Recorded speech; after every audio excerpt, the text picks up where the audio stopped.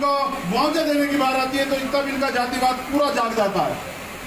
दलितों को मुआवजा देना हो तो अलग तरह की बात, और अगर अपनी जाति के लोगों को मुआवजा देना हो, अपने वर्ग के लोगों को मुआवजा देना हो तो अलग तरह की बात। उनके लिए मुआवजे की राशि 1 करोड़ और दलितों के लिए 1 लाख भी नहीं। अगर लड़ भिड़ लेंगे तो 10 लाख रुपए मिलेंगे।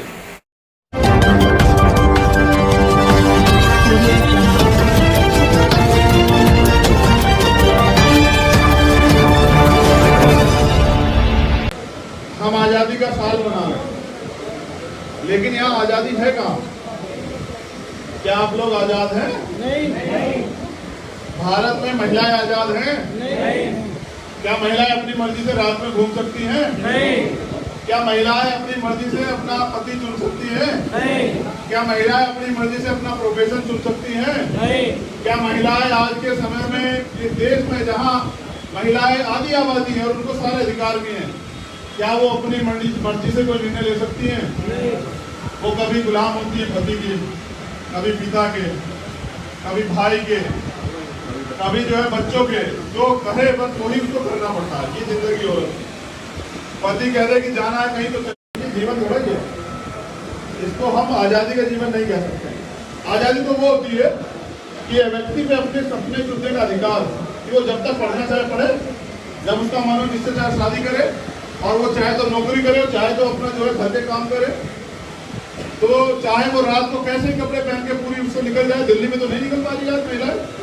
अभी 1 महीने में 1 महीना नहीं हुआ, 2 बच्चों के साथ जो हादसा हुआ दिल्ली के अंदर, तो दिल्ली की सड़कें जो है चीख रही है। 9 साल की बच्ची, 6 साल की बच्ची। अरे मैं समझता हूँ सब परिवार वाले, सबके बहन बेटियां, फिर ये क्रूरता वाली मानसिकता बहन बेटे के प्रति कहाँ से आ गई है? और ये अगर सोच चाहिए कि ये गरीब लोग हैं या जाति से कमजोर वर्ग के लोग हैं, तो ये जो गलतफहमी दूर हो जाएगी। यहाँ बहुत बड़ा समाज रहता है, बहुजन समाज, और अगर जो ऐसे नहीं मानेगा उसको जूता बजा बजा कर ठीक कर देंगे, ऐसा कुछ नहीं। लेकिन मैं ये भी सोचता हूँ कि नौजवानों को आजादी है नहीं। नौजवान बोल नहीं सकता है, नौजवान रोजगार नहीं कर सकता है, नौजवान अन्याय के खिलाफ लड़ने जाएगा, मुकदमा हो जाएगा, जेल भेज देंगे, लाठी बजा देंगे। नौजवान जो है पढ़ सकता है, लेकिन उसके सपने हैं हायर स्टडीज के, उसके सपने विदेश जाके पढ़ने के, लेकिन कहाँ आजादी है? एक तरफ बड़े महंगे स्कूल, एक तरफ जो है सस्ते स्कूल सरकारी, एक तरफ पढ़ाई नहीं है और एक तरफ पढ़ाई है तो पैसा चाहिए। तो कहाँ सपने हैं? पैसा किसके पास है? यहाँ गरीबों के पास। वो कहाँ से पढ़ा देंगे? विदेश में कैसे भेजेंगे अपने बच्चों को? तो सपने तो हैं उनके देश की आजादी की लड़ाई लड़ने के, देश में तमाम तरह की जो गुलामी है उसको दूर करने के, लेकिन करेंगे कैसे? उनको तो अवसर नहीं मिल रहा है। तो ना नौजवान, ना अगर मैं जातियों की बात करूं तो दलितों को आजादी नहीं है। क्या दलित इस देश में स्वतंत्र हैं? नहीं। ना दलित स्वतंत्र, ना मुसलमान स्वतंत्र, ना पिछड़े वर्ग के लोग, ना आदिवासी स्वतंत्र, और मैं समझता हूँ कोई वर्ग स्वतंत्र नहीं, वही स्वतंत्र है जिसके पास सत्ता। वो कहते हैं ना गाँव में कहा जिसकी लाठी उसकी भैंस। तो जिसका राज है वो स्वतंत्र है, बाकी सब गुलाम। आज क्या किसान स्वतंत्र है? नहीं। क्या अपनी फसल के दाम खुद तय कर सकता है? नहीं। इसीलिए अगर तय कर सकता तो यहाँ थोड़े बैठता। आंदोलन क्यों कर रहा है? इसी गुलामी के खिलाफ आंदोलन कर रहा है। तो जिस आजादी को आप आजादी समझ रहे हैं वो आजादी अधूरी। देश की जनता भूखी है, ये आजादी अधूरी, क्योंकि इस देश में 84 करोड़ लोग आज भी सरकार सस्ता राशन देती है तो वो अपने घर में रोटी खाते हैं, और ये 84 करोड़ लोग लगभग जो है ना भारत की 60% आबादी है, 60 से भी ज्यादा। अब आप समझिए जिस देश में 84% लोग भोजन के लिए सरकार पर डिपेंड हो, तो वो अपने सपने को जी सकते हैं? जहां आजादी की बात है वहां एक तरफ अमीरी है, 10% लोग इतने अमीर हैं कि वो चाहे तो 90% गरीबों को खरीद रहे, और 90% लोग इतने गरीब हैं कि वो रोटी के लिए भी रोज बिकते हैं, मेहनत मजदूरी करते हैं, साहूकार जमींदार पैसे नहीं देता, कंपनियों में काम करते हैं, मालिक जो है तनख्वाह नहीं देता, सड़क पे जाते हैं तो पुलिस लाठी बजा देती है। कोरोना काल आप लोगों ने देखा, कहते हैं व्यक्ति की आजादी कोई बोल नहीं सकता, कोई सड़क से निकलता था, सरकार के लोग बिना मास्क लगाए जाए, पुलिस बिना मास्क लगाए जाए, लेकिन अगर आम आदमी चला जाए तो 2000 रुपए का चालान। ये आजादी नहीं। आजादी तब होगी जब इस देश में रहने वाले किसी व्यक्ति को भी समान अधिकार मिलेंगे। वो अधिकार जो भारतीय संविधान उनको देता है। 70 साल की आजादी में मिला क्या? आज हमारे लोगों को सोचना चाहिए। जो अधिकार हमें भारतीय संविधान ने दिए वो भी नहीं मिले, अपनी मन मर्जी का अधिकार तो भूल ही जाओ। तो मैं समझता हूं कि यहाँ बहुजन समाज के का एक बड़ा परिवार बैठा हुआ है। दिल्ली हमारी जो है ना, ये दिल्ली है जहां सब कुछ चलता है।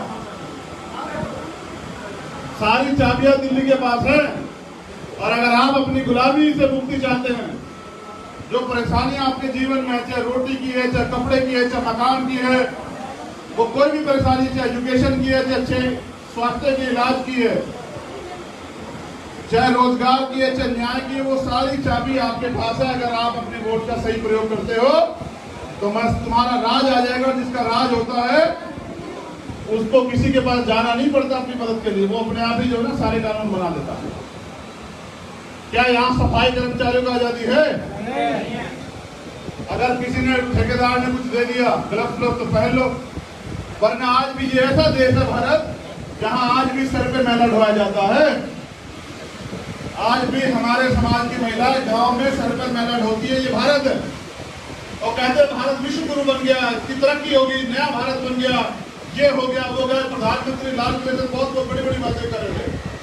मैं ये पूछना चाहता हूं कि इस देश में मैं 30 करोड़ दलितों की तरफ से प्रधानमंत्री से पूछना चाहता हूं कि जिस देश में आज भी हमारे लोग सर पर मैला उठा रहे हो, जिस देश में आज भी हमारे लोग सीवर में उतर के जो अपनी जान खो रहे हो, उस देश में किस आजादी की बात कर रहे हैं आप?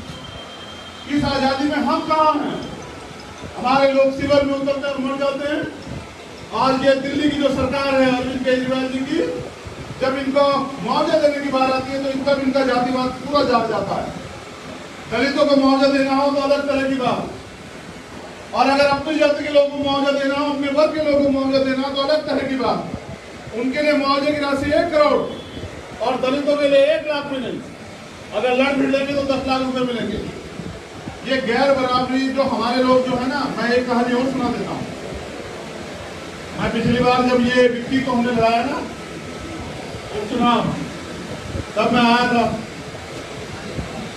तो मैंने महसूस किया कि हमारे लोग फ्री पे बहुत उलझे हुए हैं कि फ्री मिल रहा है।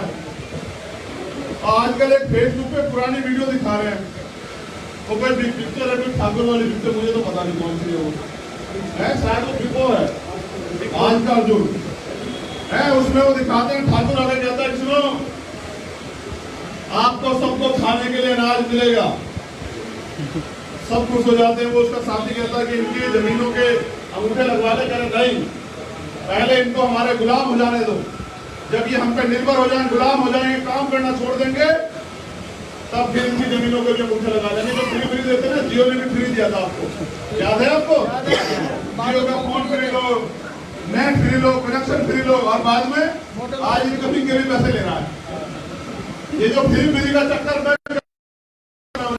देखेंगे, सब चीज को देखेंगे, लेकिन हमारे लोगों को रोजगार तो नहीं दे रहे हो। हम 1000 रुपए सिलेंडर भी चलाए करवा देना चाहे जाके, समझ रहे हो? तो हमारे लोग जो हैं इस देश को चलाने के लिए हमेशा मदद करते हैं। भूखे पेट रह के भी कोरोना काल में कोरोना वॉरियर्स का भूखे पेट रहे, अपनी जान गंवा दी, लेकिन हमारे लोगों ने ये इस देश को आगे बढ़ाने की लड़ाई पीछे नहीं जाने दी। सब लोग कोरोना में डर के घर पड़े हुए थे। हमारे सफाई कर्मचारी का जो समाज है ना, वो सड़कों पे लोगों की गंदगियां उठा रहा था, लेकिन ये इतनी गंदी मानसिकता के लोग हैं कि ये जातिवाद और तमाम तरह की चीजों से बाहर नहीं आने वाले। ये उस कुत्ते बिल्ली बकरी को तो प्यार करते हैं जिसके अंदर दिमाग नहीं, जिसको ये नहीं पता कि अच्छा क्या बुरा क्या, लेकिन ये इंसान से नफरत करते हैं। आप इस देश में प्रधानमंत्री बन जाओ, राष्ट्रपति बन जाओ, IAS IPS बन जाओ, लेकिन जब जाति की बात आएगी तो मुझे ओम प्रकाश वाल्मीकि याद आ जाएंगे। उनकी जो वो किताब है झूठन, वो याद आ जाएगी। तो मैं समझता हूं कि ये आजादी अधूरी है। अधूरी आजादी में हमारे लोग कहीं नहीं है, वंचित वर्ग के लोग कहीं नहीं है, बहुजन समाज के लोग कहीं नहीं है। लेकिन ये भी एक सत्य है कि हम वो लोग हैं जो धरती का सीना चीर के, जो पहाड़ का सीना चीर के रास्ता बनाते हैं और धरती का सीना चीर के फसल उगाते हैं। हम किसान हैं, मजदूर हैं। हम अपनी ताकत को अगर भूल जाएंगे तो फिर हम कल वही हो जाएंगे जो ठाकुर चाहता है। क्या चाहता है ठाकुर? गुलाम होना है। इसलिए इस अधूरी आजादी में हमें अपनी आजादी के बारे में भी सोचना चाहिए। मैं पूछना चाहता हूं, कैसे आजादी?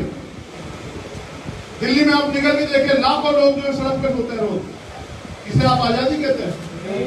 लाखों लोग गुरुद्वारे, मंदिर, मस्जिद के सामने लेटे रहते हैं कि उनको भोजन मिलेगा, इसे आप आजादी कहते हैं? एक तरफ अमीर का कुत्ता भी जो है वो एसी में सोता है, वो उसके लिए दूध जो है पैकेट में आता है, फ्रिज में ठंडा होता है।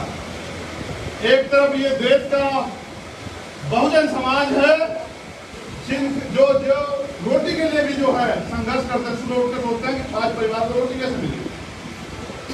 तो ये स्वाभिमानी समाज है, ये हाथ नहीं बढ़ाता, ये भीख नहीं मांगता, लेकिन मेहनत जरूर करता है और मेहनत करके अपने बच्चों का पेट जरूर पालता, किसी के ऊपर निर्भर नहीं होता। लेकिन मैं फिर आपसे पूछना चाहता हूँ कि क्या ये आप इस आजादी में खुश हैं? नहीं। क्योंकि मैं काशीराम साहब की कहानी जो है आपको सुनाना चाहता हूँ और इसलिए मैं आपसे पूछ रहा हूँ कि ये जो अधूरी आजादी है, क्या तिरंगा ऐसे उठा के और नारे लगा के भारत माता की ये आजादी होती है? नहीं। मैं लिख के देता हूँ, 90% लोगों को ये नहीं पता कि तिरंगा में सबसे ऊपर वाला रंग कौन था। समझ रहे हो?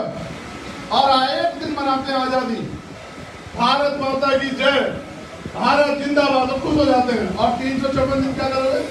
364 दिन क्या करोगे? 364 दिन एक दिन की आजादी में खुश होने वाले लोग क्यों नहीं याद रखते कि हमें 364 दिन फिर अपनी उसी छोटे छोटे घरों में अपना जीवन जो है वो गरीबी का, मुफलसी का, बेरोजगारी का, अन्याय, अत्याचार, भ्रष्टाचार की राजनीति के खिलाफ वहीं सड़ के अपने जीवन को व्यतीत करना है। ये बताओ, अपने घर का इतिहास सब लोग चेक करो, कितने लोग आपके घरों में होंगे, हर घर में, जिनको इलाज नहीं मिला होगा, अच्छा इलाज करने पैसे नहीं होंगे, उनकी जान चली गई होगी। कैसी आजादी? एक तरफ अमीर लोग प्राइवेट हॉस्पिटल में इलाज कराते हैं, एक तरफ गरीब जो है वो सड़कों पे मर जाता है। ये वो देश है, ये हमारा देश, हम गर्व करते हैं। अगर ये वो देश बना दिया राजनीतिक व्यवसायी लोगों ने कि हम बहन जो है वो अस्पताल के बाहर जो है बच्चे को जन्म देती है और बच्चा सड़क पे मर जाता है। यहाँ लाश ले जाने के लिए एम्बुलेंस नहीं होती, रेड़ों पे, कंधों पे, साइकिल पे, मोटरसाइकिल पे। यहाँ ये वो भारत बना दिया है राजनीतिक व्यापारियों ने, आरएसएस, कांग्रेस, बीजेपी के एजेंटों ने, कि हमारे लोग जो है ऑक्सीजन के कारण मर जाते हैं। अमीर लोगों ने सिलेंडर रख लिए घर में और गरीब कहाँ जाए? गरीब सिर्फ रोता है। यहाँ जब हाथरस होता है, बहन मनीषा के साथ जुल्म जाती होती है, यहाँ जब ये इसमें नागल में 9 साल की बच्ची के साथ हमारी बहन के साथ जुल्म जाती होती है, यहाँ एक और त्रिलोकपुरी में हमारे आंसू भी नहीं सूखे, यहाँ हमारे 6 साल की बच्ची के साथ जिंदगी होती है।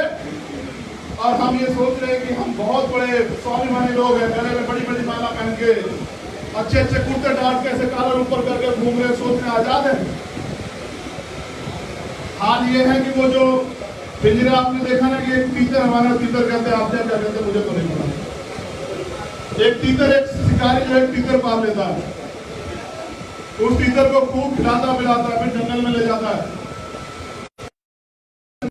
बाकी तीतरों को लेता है, वो जिसको दाना खिलाया है उसे फिर उठाता है और जाके अंदर बिठा देता है। हमारे लोगों को शिकार करने के लिए हमारे लोग बिठाए हुए। वो जो काशीराम साहब की कहानी सुना रहा था ना गुलामी के खिलाफ, वो भी सुन लो। काशीराम साहब एक बार एक रास्ते से गुजर रहे थे और एक छोटे से गड्ढे में 4 छोटे छोटे कुत्ते के पिल्ले जहाँ पड़े हुए थे। अब वो जो 4 कुत्ते के छोटे छोटे पप्पी पिल्ले जो पड़े हुए थे, उनमें से एक निकलने का प्रयास कर रहा था। काशीराम साहब ने उसको देखा और हाथ से निकाल दिया और आगे चलते हो गए। जब निकाल दिया और चलते हो गए तो उनके बाकी साथी पूछने लगे कि साहब वहां तो 3 गुलामी को ही अपने जीवन का अच्छा समय समझ रहे हैं, वो निकलना नहीं चाहते। अगर मैं उनको निकाल भी दूंगा तो वापस चले जाएंगे, लेकिन जो निकलने का प्रयास कर रहा था इसको मैंने निकाल दिया, ये अब उसके आसपास भी नहीं जाएगा। और बाकी जब उनमें से कोई निकलने का प्रयास करेगा तो मेरे जैसा कोई और व्यक्ति आएगा, वो उसमें से किसी को निकाल जाएगा। मेरा कहना आपसे ये है कि अगर आप इसे आजादी मान रहे तो ना निकले, फिर तो आप इसी जीवन में जीते रहे। और अगर आप इसे गुलामी समझते हैं तो इस गुलामी को काटने के लिए कुर्बानी देनी पड़ेगी समाज को। इस गुलामी को खत्म करने के लिए लड़ना पड़ेगा, घर से निकलना पड़ेगा और आंदोलन में भागीदारी अपनी करनी पड़ेगी, तब जाके गुलामी कटेगी। क्योंकि हमारे लोग सोचते हैं, हमारे लोग तो भगवान और भाग्य के भरोसे इतने बैठे हैं, उनको सोचता है कोई पूरे सोचते कोई भगवान आएगा, गुलामी काटेगा, तुम्हें आजादी का जीवन मिल जाएगा, तुम अपने घर पे रहना और तुम्हारा काम हो जाएगा। देखो ना तो भाग्य कुछ होता है, जिनके हाथ नहीं होते उनका भी भाग्य होता है। ना तो भाग्य कहीं होता, ना भगवान कहीं होता। अच्छे कर्म ही आदमी को आगे बढ़ाते हैं, अच्छे कर्म ही आदमी को डुबा देते हैं। अगर मैं कहीं भगवान को ढूंढता हूँ तो जाता हूँ अपने घर, अपनी माँ के पैर छूता हूँ, मुझे वही भगवान नजर आता है, उसके अलावा कहीं भगवान नहीं नजर आता।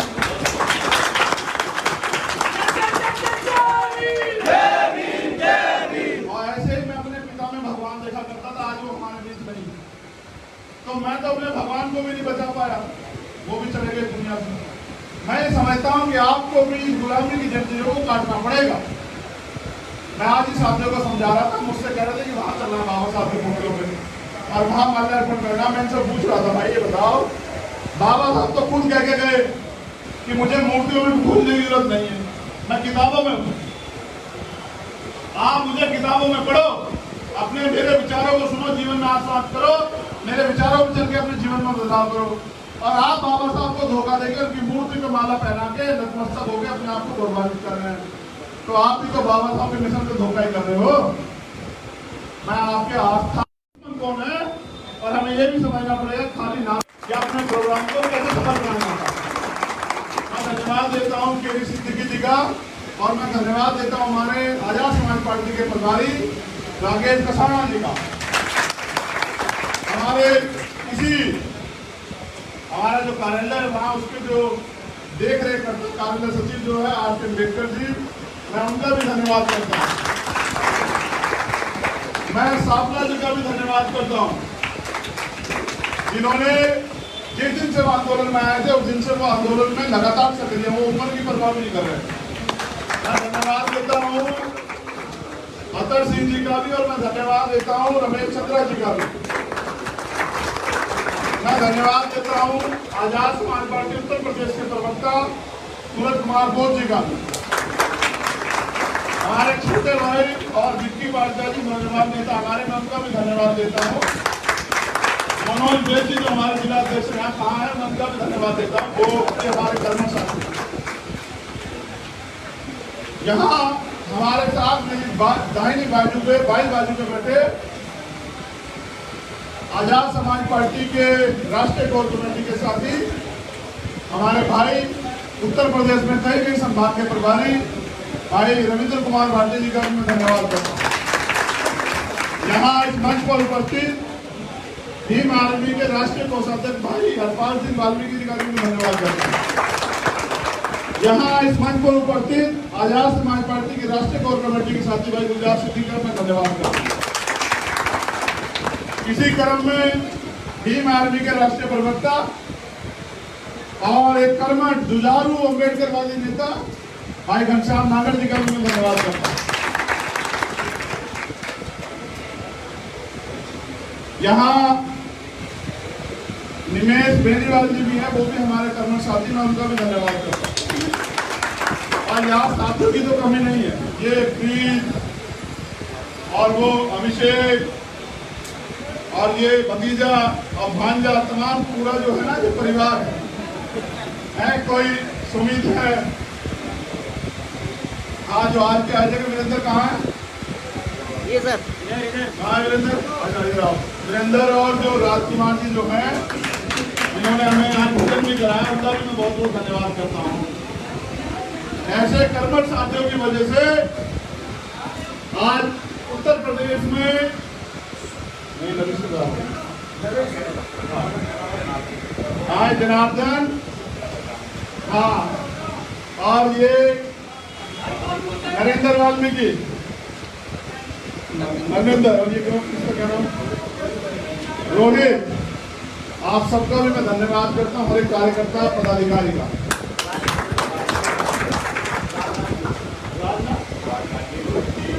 राजनाथ, हमारा राजनाथ पता नहीं कब जाके दिल्ली बैठेगा। हम तो सोचते हैं कि हमारा राजनाथ दिल्ली गद्दी पे कब्जा कर ले।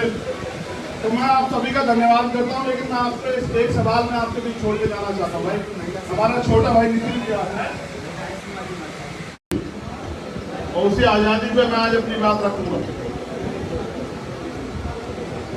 करुणा के सागर तथागत गौतम बुद्ध,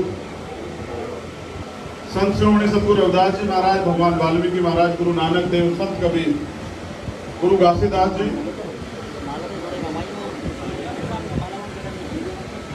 राष्ट्रपिता ज्योतिबा फूले, माँ सावित्रीबाई फूले, माँ फातिमा शेख, माँ रमाबाई, छत्रपति साहू जी महाराज, छत्रपति शिवाजी महाराज, संत गाड़गे जी, नारायणा गुरु, पेरियर रामास्वामी नायकर, पेरियर लल्ले यादव, बाबू जगदेव प्रसाद कुशवाहा, जन्ना कपूरी ठाकुर, देश की आजादी में योगदान देने वाले, जिनकी वजह से आज ये दिन हमें नसीब हुआ। खाली चरखा चलाने से आजादी नहीं आई, कुर्बानियां देनी पड़ी। शहीद आजम सरदार भगत सिंह, सरदार उधम सिंह, सरदार करतार सिंह सराभा और जो अन्य शहीद हुए उन सबको भी नमन करते हुए परम पूजनीय बाबा साहब अम्बेडकर, मान्यवर दीनदयाल वाल्मीकि साहब, 1857 क्रांति के नायक माता दीन वाल्मीकि जी और धनसिंह कोतवाल गुर्जर जी, मेरे आदर्श, मेरे गुरु मान्यवर साहब श्री काशीराम और भीम आर्मी आजाद समाज पार्टी की पूरी टीम, हर एक कार्यकर्ता को बहुत बहुत धन्यवाद। जय भीम। आज के शुभ अवसर पे कि मुझे आपने यहाँ आने का मौका दिया। मेरा कोई प्रोग्राम तो आज यहाँ नहीं था, मेरा प्रोग्राम तो किसान मोर्चे में था। हमने तय किया था कि रात को 12 बजे से और अगले पूरे दिन किसानों के सम्मान में हम लोग गाजीपुर बॉर्डर रहेंगे। लेकिन जैसे ही सूचना पब्लिक हुई, सारे सिस्टम में हलचल होगी और तमाम लोग लग गए किसी तरह से रोका जाए। अब उन्हें बताया कि भीम आर्मी को रोकना मुश्किल ही नहीं, नामुमकिन है, तो भीम आर्मी को तो रोक नहीं पाए। ये तो इतिहास है। आप जानते हैं जब भीम आर्मी कहीं जाना चाहती तो पहुंच जाती है, और जहां पुलिस नहीं पहुंचती वहां सबसे पहले क्या पहुंचता है, भीम आर्मी।